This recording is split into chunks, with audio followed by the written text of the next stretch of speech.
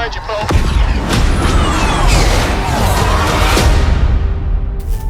Hey, and welcome to another Battlefront update. By now, unless you've been living under a rock, then you probably already heard about the leak that really took the spotlight in the Battlefront news community about EA secretly abandoning the game in favor of the new Battlefield game. We actually even got another leak a little after that coming from a former DICE employee, basically showing that there is a complete disconnect between the players and the management, with management being the one making decisions on what's coming out based on how much money they can make, with one EA manager apparently going as far as to say that the game is stupid and not something that should be played by adults.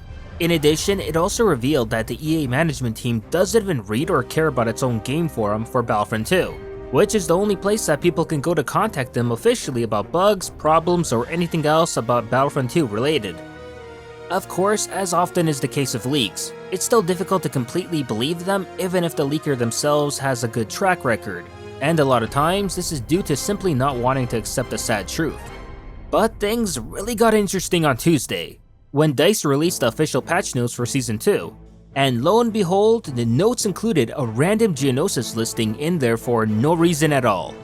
However, it eventually later got removed from the patch notes, with community manager Ben Walk explaining that this was only an honest mistake that somehow managed to get through the multiple checks and approvals, and was meant to say another map entirely.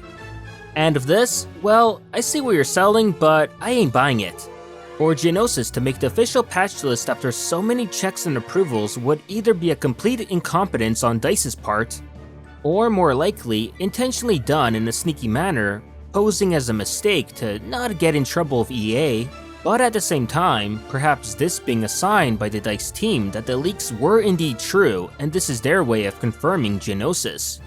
As remember, the leak did say that DICE did have a gag order and couldn't talk openly about such things. So they need to be creative in order to be able to communicate with the community. Besides, I also find it odd that Wok claims that this was supposed to be a different planet mentioned instead of Geonosis. Yet after the patch notes were updated, not only was there no different planet even mentioned, but as well as the listing before it, where it all seemed like it was all part of one sentence that was removed in the updated patch notes. Also, in addition, throw this rather subtle title daily challenge that popped up today into the mix, and it really does seem that DICE are really trying to tell us something about their current situation without angering EA. Next, I wanted to quickly showcase this amazing mod made by Uninspired Zebra, who modded an actual Conquest mode into Battlefront 2. Of course, it's still got a bit of ways to go before it's fully playable, but the groundwork to make this a reality is definitely there. And this is exactly what he's been trying to show us. It looks absolutely incredible, and this is something that the majority of us in the Battlefront community have been asking for ages to get, with DICE constantly telling us that this mode wouldn't be possible. The mod even caught the eye of community manager Ben Walk, who actually sent this video to the DICE team, from which it impressed them and they found it pretty cool that something like this could be done, especially only by just one guy who does this stuff as a hobby for fun. Finally, I got a few interesting emails lately about how fans can help support DICE in their time of need regarding developing content for Battlefront 2 now. There's a petition out there trying to get people to sign to show DICE that a Clone Wars DLC is very much something the community wants. As well, someone even started an actual GoFundMe campaign to start collecting donations that would go towards DICE for new content development after EA slashed their budget. However, I'm iffy about this, as how do we know for sure that donated money will actually go to DICE? It's most likely a scam, so I won't be providing a link to that said GoFundMe campaign.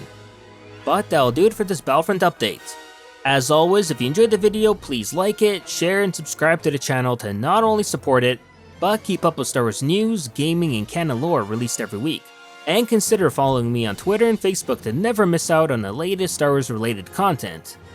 Thanks for watching, and may the Force be with you.